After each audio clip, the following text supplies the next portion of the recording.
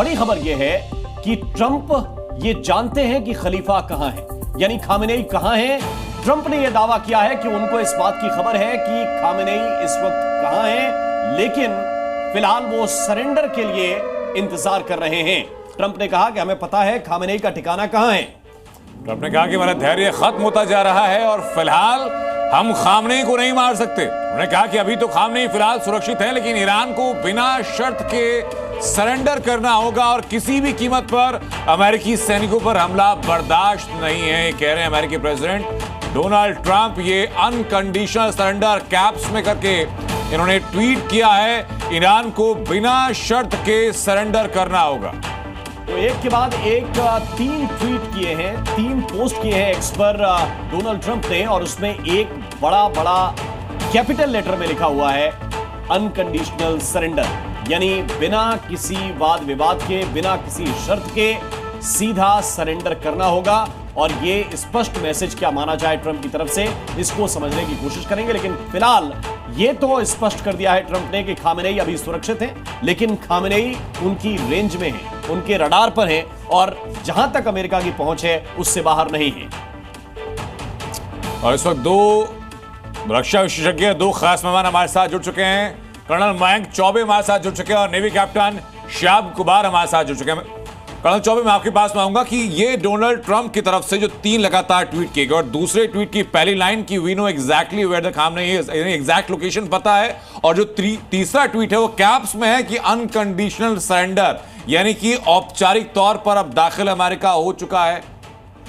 अनंत, आप अगर नोट करेंगे, जब डोनाल्ड ट्रंप ने G7 की साइट छोड़ी थी जी, उस समय मैक्रोन ने कुछ लीपापोती करने की कोशिश की थी। उन्होंने ये कहा था कि वो इस समय छोड़कर गए हैं क्योंकि वो मध्यस्थता करेंगे इन 2 वॉरिंग नेशंस के बीच में। जी, डोनाल्ड ट्रंप ने हवाई जहाज पकड़ने से पहले बोला कि केवल मध्यस्थता नहीं, कुछ बड़ा होगा, और ये कह के उन्होंने प्लेन पकड़ लिया। आने के बाद में उन्होंने सबसे पहले दाखिला किया अपने सिचुएशन रूम में, जहां पर उन्होंने मंत्रणा की अपने हाई एंड माइटी जो कि यूएस गवर्नमेंट में है उनके साथ में, यानी कि कुछ बड़ा होने जा रहा है। अनकंडीशनल सरेंडर मुझे लग रहा है कि एक सिर्फ बेस बना है, इसके आगे भी बहुत कुछ हो सकता है। जैसे जैसे सिचुएशन अनफोल्ड होगी हमें देखने को मिलेगा कि ये इससे कुछ बड़ा होगा। क्या इसमें यूएस इन्वॉल्व हो सकता है? अंदेशा इसका यहीं की ओर इशारा कर रहा है कि यूएस इसमें लिप्त हो सकता है, वो इस युद्ध में खिंचा जा सकता है जी। और अगर वो युद्ध में खिंचा तो युद्ध जो है वो एक नया आयाम लेगा। इस ट्वीट की सेकंड लास्ट लाइन देखिए सर, कि our patience is wearing thin, यानी हमारा सब्र लगातार खत्म होता जा रहा है, और हमें पता है कि भाई खामनेई कहां एग्जैक्ट लोकेशन चाहते नहीं है बस कि हम किसी भी मिसाइल का इस्तेमाल करें। अनंत जी, देखिए, भारतीय जो है वो बहुत कारगर लोग हैं जी। ये डोनाल्ड ट्रंप को क्या, हर भारतीय को पता है कि इस समय अली खमेनाई कहां है। नॉर्दर्न तेहरान की एक डिस्ट्रिक्ट है लासीजान, वहां पर छुपे हुए हैं एक बंकर के अंदर। ये हमारे भारत के हर भारतवासी को पता है। तो खैर, भारत हमेशा ट्रंप से एक कदम आगे ही रहा है। तो जी। इन सब के बीच एक और बड़ी खबर यह है कि G7 समिट छोड़कर जब अमेरिकी राष्ट्रपति ट्रंप लौटे तो उन्होंने यह कहा कि ईरान परमाणु बम नहीं रख सकता, हमें सीजफायर नहीं बल्कि अंत चाहिए। और G7 मीटिंग ट्रंप ने क्यों छोड़ी, इसको भी थोड़ा सा हम ग्राफिक्स के जरिए बताने की कोशिश कर रहे हैं। मिडिल ईस्ट संकट पर व्हाइट हाउस का बयान आया, ट्रंप को अमेरिका लौटकर इस पर स्पष्ट फैसला लेना था, इसलिए ट्रंप ने बीच में ही G7 की मीटिंग जो है वो छोड़ी है। ट्रंप के तेहरान छोड़ने की चेतावनी से हलचल मच गई, क्योंकि ये सीधे तौर पर तेहरान के नागरिकों के लिए एडवाइजरी जारी की गई थी कि तेहरान छोड़ दें वहां के नागरिक, और इससे यह स्पष्ट संदेश गया कि कहीं अमेरिका सीधे तौर पर इस युद्ध में उतरने वाला तो नहीं है। बिल्कुल, और शाम जी मैं आपके पास मांगूंगा कि ट्रंप का यह कहना है कि कुछ बड़ा होने वाला है और सिर्फ मीडिएशन नहीं है, यानी इमैनुअल मैक्रोन ने जो कहा था कि भाई ट्रंप युद्ध विराम के लिए जा रहे हैं, उस बात को भी आपने औपचारिक तौर पर, स्पष्ट तौर पर ट्रंप ने खंडन किया। देखिए, पहले तो ट्रंप जब गए थे G7 तो वहां पे जब ये पास किया गया रेजोल्यूशन की आतंकवाद देश है, ये इसका जो न्यूक्लियर प्रोग्राम बंद करना चाहिए, तो ट्रंप उसमें शामिल नहीं हुए। उनका कहना था, शायद जो कि अभी तक नहीं निकल के आया, कि इससे ज्यादा कुछ कहना चाहिए था और कुछ एक्शन और कार्रवाई की बात करनी चाहिए थी, और वहां से वो निकल पड़े उसके बाद। और उसमें उसको लीड किया था फ्रांस के प्रेसिडेंट ने उस वक्तव्य को, और बाकी जो लीडर उनके साथ थे। अब उसके बाद वो निकल गए और थोड़ी सी उन दोनों के बीच में तकरार भी हुई। वो कहने लगे कि वो हमेशा अपने प्रचार के चक्कर में रहते हैं, फ्रांस के राष्ट्रपति जो हैं, मैं सिर्फ रोकने नहीं जा रहा हूं, मध्यस्थता करने, कुछ बड़ा करने जा रहा हूं, जो आप प्रश्न कर रहे हैं। मैं आपके पास लौटूं सर, मेरे सहयोगी सिद्धांत सिब्बल मेरे साथ जुड़ चुके हैं। सिद्धांत सर, मुझे बताइए कि डोनाल्ड ट्रंप के ट्वीट क्या इशारा करते हैं? क्या अब डायरेक्ट इंटरवेंशन अमेरिका का होने जा रहा है? क्योंकि एक बात यह भी कही जा रही है कि भाई अगले 72 घंटे बहुत ज्यादा महत्वपूर्ण है इस पूरे वॉर सिचुएशन के लिए। जी, कहीं ना कहीं एक इंडिकेशन आ रहा है कि यूनाइटेड स्टेट्स एक डायरेक्ट रोल प्ले कर सकता है। हमने पोस्ट देखे हैं सोशल मीडिया में, और अभी अमेरिकन रिपोर्ट्स आ रही हैं कि यूएस अपने फाइटर जेट्स भी वेस्ट एशिया की तरफ मूव कर रहा है। तो मामला काफी गंभीर बना हुआ है, पर कहीं ना कहीं बड़ा सवाल है कि इसके जो रेपरकशंस होंगे रीजन में और रीजन के बियॉन्ड, वो देखने वाली बात होगी। और मैं आपको बता दूं कि डोनाल्ड ट्रंप जैसे G7 का शिखर सम्मेलन पहले दिन के बाद वो वापस आ गए, और इस वक्त एक अहम बैठक चल रही है व्हाइट हाउस में, उसको भी एक तरफ से आंकड़ा लगाया जा रहा है कि उसके बाद कुछ अनाउंसमेंट हो सकती है। तो ये देखने वाली बात होगी कि क्या डोनाल्ड ट्रंप और इजराइल एक रिजीम चेंज की तरफ फोकस कर रहे हैं या सीज फायर की तरफ फोकस कर रहे हैं।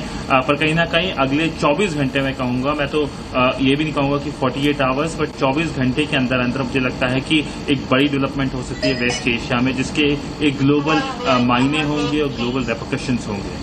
बिल्कुल, इसको थोड़ा सा और सिद्धांत अगर हम क्लियर करें, या ये कहिए कि एक लेमैन को समझाने की कोशिश करें कि इजराइल और ईरान का युद्ध चल रहा है। इजराइल लगातार अटैक कर रहा है, लेकिन अनकंडीशनल सरेंडर के लिए कैप्स में लिख रहे हैं डोनाल्ड ट्रंप, और वो चाह रहे हैं कि अनकंडीशनल सरेंडर हो। यानी इसको तो सीधे मान लिया जाए ना कि अब स्पष्ट संदेश भी है और इंटरवेंशन भी है इस युद्ध के अंदर।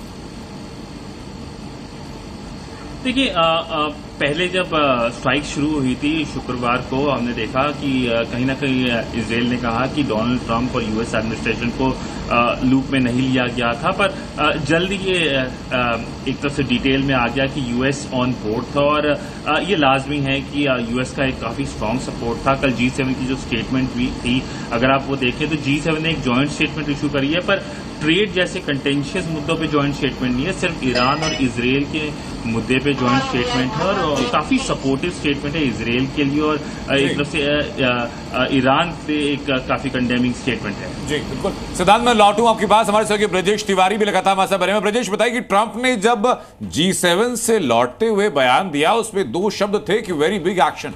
ये वेरी बिग का मतलब क्या है? देखिए, इसके मायने अगर हम लगाएं कि वेरी बिग का मतलब ये भी है कि इसके कई रिपोर्ट्स ये भी आई हैं कि जो फाइटर प्लेन हैं उनको लेकर, उनकी रिफ्यूलिंग को लेकर सीधे तौर पर अमेरिका ने, जो एयर फोर्सेस हैं, उन्होंने सीधे कह दिया है कि रिफ्यूलिंग की अगर ज़रूरत पड़ती है इजराइल को तो वो उसके लिए तैयार है। यानी सीधे तौर पर अमेरिका भी कह सकते हैं कि वो सपोर्ट में है, और उसी वजह से वो ये इस तरह के जो बयानबाजी, जो बड़ा एक्शन, बिग एक्शन, इस बात को लेकर कही जा रही बातें और ट्वीट की गई है। दूसरी बात ये भी है कि अमेरिका अपना एक जो प्रभाव होता है वो भी इस पूरे मामले में दिखाने की भी कोशिश कर रहा है, प्रयास कर रहा है कि वो बीच में है, वो इंटरफेयर करेगा, और उसके डायरेक्शन या उसके हस्तक्षेप के बाद मध्यस्थता होगी या क्या होगा ये अभी तय नहीं, लेकिन इंडिकेशन यही है, सीधे तौर पे यही है कि बिना उसकी मर्जी के, बिना उसके कहे कहीं भी आगे का जो एक्शन है वो अगर हुआ तो वो ठीक नहीं होगा तेहरान और बाकी जो वहाँ के जो शहर हैं उनके लिए। लेकिन सीधे तौर पर डोनाल्ड ट्रंप ने इशारा कर दिया है कि वो हैं, और उनको बखूबी हर एक चीज़ की जानकारी है, जो उनके इंटेलिजेंस है उनको हर एक बात की जानकारी है, और कभी भी वो चाहे तो एक्शन ले सकते हैं। ये सीधे तौर पे इंडिकेशन मैसेज दे दिया गया है। वक्त लगेगा क्योंकि अभी कुछ घंटों के बाद तस्वीर पूरी तरीके से Z News।